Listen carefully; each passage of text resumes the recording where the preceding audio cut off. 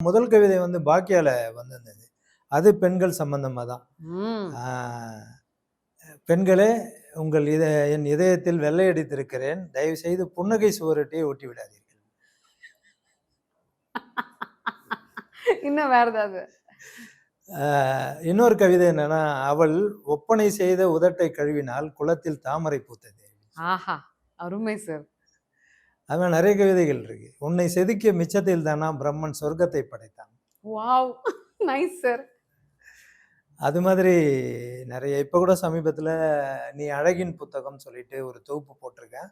முழுக்க முழுக்க ஒரு பெண்ண வந்து கவிதை புத்தகமாவோ, இல்ல ஏதோ ஒரு புத்தகமாவோ சொல்லுவாங்க. அது சம்மந்தமாவே எல்லா கவிதைகளும் இருக்கும்.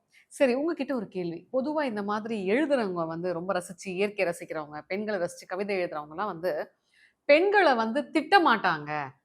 ஏன்னா திட்டுனா அவங்களுக்கு அந்த டேலண்ட் மங்கிரும்ன்ற ஒரு பயம் இருக்கும்னு சொல்லி ஒரு மிகப்பெரிய லிரிசிஸ்ட் வந்து சொல்லி நான் கேள்விப்பட்டேன். அது உண்மையா சார்? உண்மதான். நம்ம ரசிக்கிற ஒரு பொருள வந்து நம்ம எப்பயுமே திட்டவும் மாட்டோம், உடைக்கவும் மாட்டோம்ல பொருளா இருந்தா கூட. பாதுகாப்போம் இல்லைங்களா? அந்த பாதுகாப்புல தான் அந்த கவிதை வந்து நமக்கு